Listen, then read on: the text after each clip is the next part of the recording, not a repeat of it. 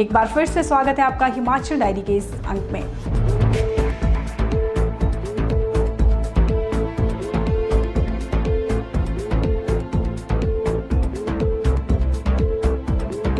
जिला मंडी के नाचन विधानसभा क्षेत्र से भीमदेव ने भाजपा के उम्मीदवार के रूप में अपनी दावेदारी पेश की है। उन्होंने कहा कि नाचन की जनता ने उन्हें चुनाव में उतरने का मौका दिया है, इसलिए अब वे भाजपा के उम्मीदवार के रूप में अपनी दावेदारी पेश कर रहे हैं।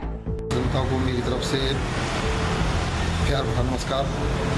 मैं नाचन कॉन्स्टिट्यूंसी से बीजेपी की तरफ से टिकट की डिमांड कर रहा हूं सरकार से कि मेरे को टिकट दें। इसके पीछे जो मेरा मेन मकसद है वो लोगों की सामाजिक सेवा करना, कि उनके काम जो रुके पड़े होते हैं, जिनको कोई भी राजनेता या लीडर जो भी इतने बनते हैं, एक बोलता है कि जी मेरी सरकार नहीं है, दूसरा बोलता है मैं जीता तो हूँ, अरे पर मेरी सरकार नहीं है, एक बोलता है मैं हार गया हूँ, मेरी सरकार नहीं है। तो एक जनप्रतिनिधि जिसको हम कहा जाता है, जो लोगों द्वारा जीता गया भेजा गया होता है, अगर वो इतनी संकीर्ण विचारधारा रखा के ये बात करेगा तो एक आम आदमी की बात को जो है सरकार तक कौन पहुंचाएगा।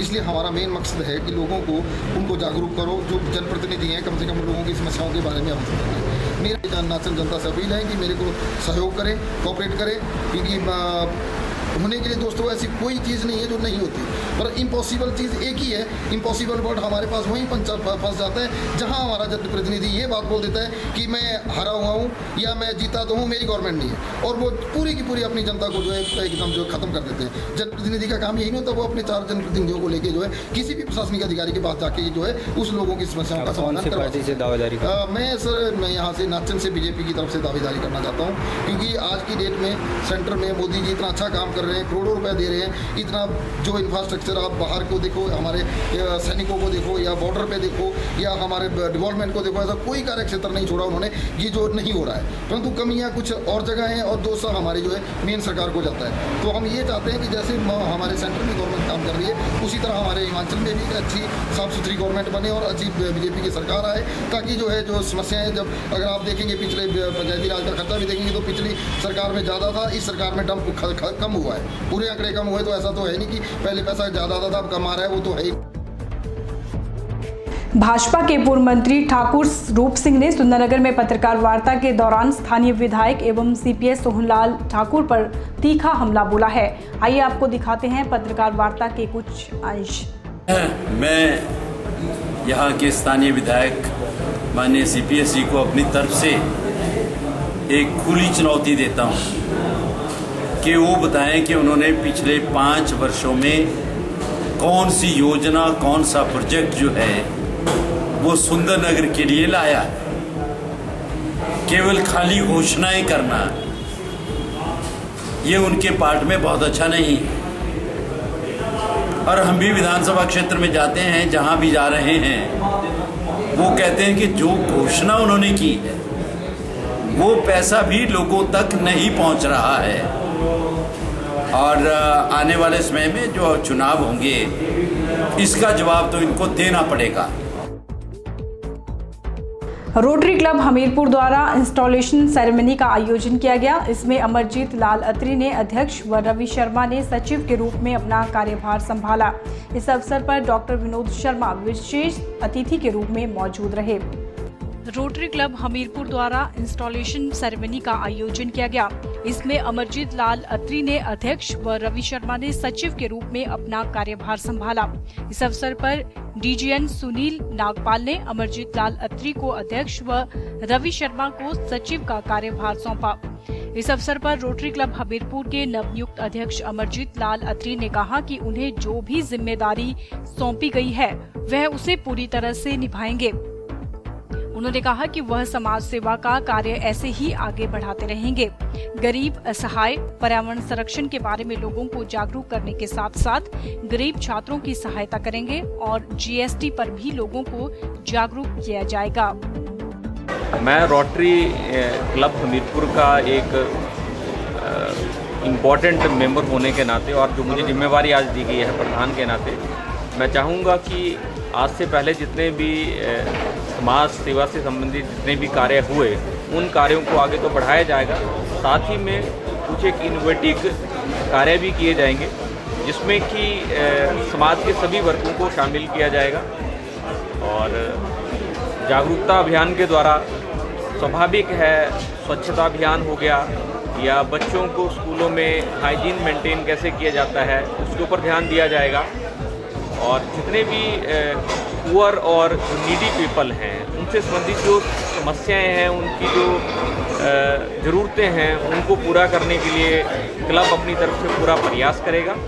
और साथ ही साथ में हमारा जो फोकस रहेगा, जो एनवायरनमेंट चेंज जो हो रहे हैं उसके कारण जो एनवायरमेंटल डिग्रेडेशन हो रही है, तो किस तरह से लोगों को अवेयर किया जाए, क्योंकि एक बहुत बड़ा चैलेंज जो है सोसाइटी के लिए बन चुका है। स्वाभाविक है इसके कारण बहुत सी समस्याएं जो हैं हमारे समाज में पैदा हो रही हैं। उन समस्याओं से कैसे हम निपटें, इसके लिए हम रोटरी की तरफ से एक जागरूकता अभियान चलाएंगे। साथ ही साथ में हमारे देश में बहुत से बदलाव हो रहे हैं, जिनमें कि एक बहुत बड़ा बदलाव हुआ है जीएसटी से संबंधित गुड्स एंड सर्विसेज टैक्स को लेकर के। बहुत सा हो हल्ला इसको लेकर के हो रहा है, लोगों को, बहुत से लोगों को इसके बारे में पता नहीं है।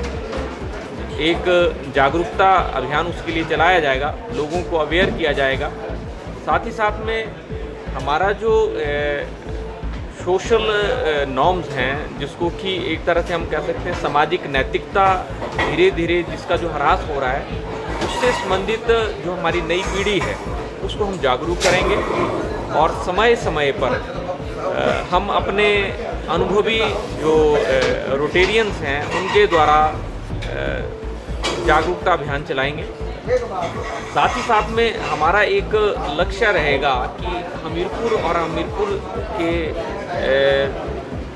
जो अंतर्गत आने वाला जो क्षेत्र है उसमें हम रोटरी इंटरनेशनल के साथ मिलकर के एक बड़ा प्रोजेक्ट करें, ग्लोबल ग्रांट करें, जिससे कि हमारे लोगों को अधिक से अधिक उसका फ़ायदा हो, अधिक से अधिक लोग उसमें बेनिफिटेड हों।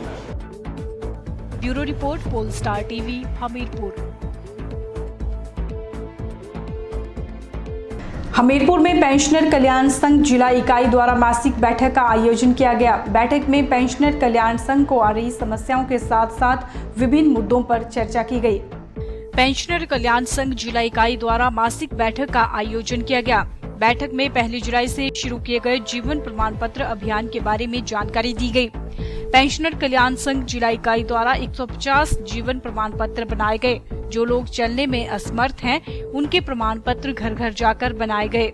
वहीं बैठक में पेंशनर कल्याण संघ के सदस्यता अभियान के बारे में भी रिपोर्ट प्रस्तुत की गई। संघ को आ रही समस्या के बारे में भी बैठक में चर्चा की गई। वहीं संघ ने राज्य सरकार द्वारा पेंशनर कल्याण संघ की मांगे नहीं मानने पर भी रोष जताया। हिमाचल पेंशन कल्याण संघ हमीरपुर जिला इकाई की आज दिनांक 10 जुलाई को मासिक बैठक का आयोजन किया गया। इसमें सर्वप्रथम हमारे साथी पेंशनर साथी श्री राम भजगनोत्री जी की व राम किशन पेंशनर बड़सर से उनके निधन पर 2 मिनट का मौन रखा गया। इसके उपरांत बैठक का में अन्य विषयों पर चर्चा की गई।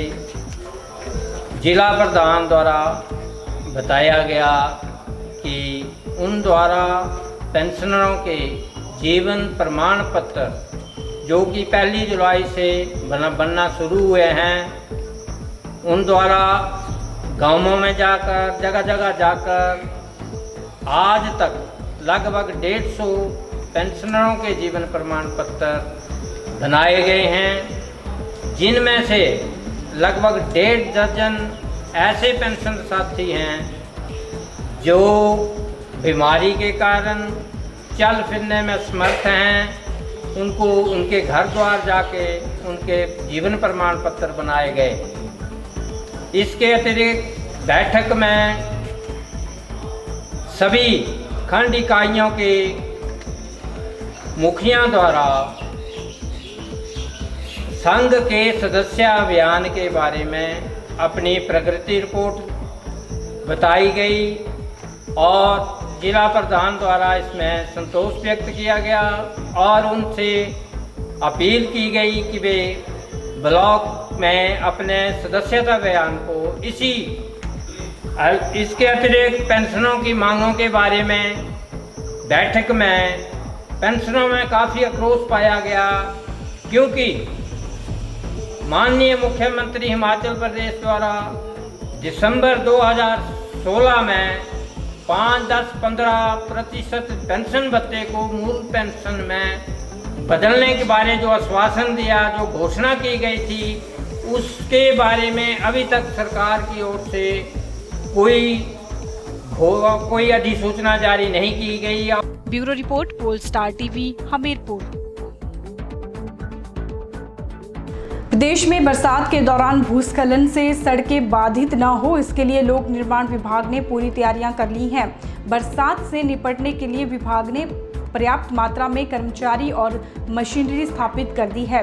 विभाग ने मॉनसून से निपटने के लिए फील्ड में 20,539 मजदूरों और कर्मचारियों को तैनात किया है। पीडब्ल्यूडी मुख्यालय ने फील्ड स्तर के अधिकारियों को बरसात के दौरान बंद होने वाली सड़कों पर जल्द एक्शन लेने के निर्देश दिए हैं। भारी बारिश से हिमाचल की जीवन रेखाएं कहलाने वाली सड़कें बंद हो जाती हैं। भूस्खलन से भी राज्य के कई क्षेत्रों में सड़कें बाधित होने की संभावना बहुत ज्यादा रहती है। बरसात के दौरान हिमाचल में सड़कें चालू रहें, इसके लिए लोक निर्माण विभाग ने तैयारियां पूरी कर दी हैं। विभाग ने फील्ड में 20,539 मजदूरों और कर्मचारियों को बरसात के लिए तैयार रखा है। ये कर्मचारी अपने अपने इलाकों में सड़कें बंद होने पर त्वरित गति से काम करते हुए सड़कों को बहाल करने का काम करेंगे। विभाग ने फील्ड में मशीनरी भी तैयार रखी है। विभाग के पास मौजूदा समय में करीब 350 बुलडोजर व जेसीबी मौजूद हैं। ये मशीनें विभाग के विभिन्न मंडलों और उपमंडलों में हैं। अधिकारियों को ये मशीनें संवेदनशील क्षेत्रों में रखने के निर्देश दिए गए हैं। विभाग की माने तो किसी जगह यदि ज्यादा भूस्खलन होता है तो उसके आसपास के इलाकों से भी इन जगहों पर मशीनरी और मजदूर भेजे जाएंगे। यही नहीं, यदि जरूरत पड़ी तो निजी मशीनरियों को भी सड़कों पर खोलने के काम में डिमांड के मुताबिक लगाया जा सकेगा। राज्य में सेब सीजन शुरू हो गया है। इन इलाकों की सड़कें बहाल रखने के लिए भी विभाग ने जरूरी निर्देश अधिकारियों को दिए हैं। विभाग ने मुख्यालय में अधीक्षण अभियंता स्तर के अधिकारी को नोडल अधिकारी तैनात किया है। यह अधिकारी फील्ड से हर रोज खराब सड़कों की जानकारी हासिल करेंगे। वहीं अगर मौसम की बात करें तो प्रदेश में मैदानी व मध्य पर्वतीय क्षेत्रों में 2 दिन मौसम खराब बना रहेगा। इस दौरान मौसम कड़े तेवर दिखाएगा। मौसम विभाग ने मंगलवार को मैदानी व मध्य पर्वतीय क्षेत्रों में भारी बारिश की चेतावनी जारी की है। मौसम विभाग ने पूरे राज्य में कई जगह 13 जुलाई तक बारिश की संभावना जताई है, जबकि राज्य भर में 15 जुलाई तक मौसम खराब बना रहेगा। Bureau report, pole star TV, Shimla. आज के बुलेटिन में फिलहाल इतना ही। मोनिका ठाकुर को दीजिए इजाजत। नमस्कार।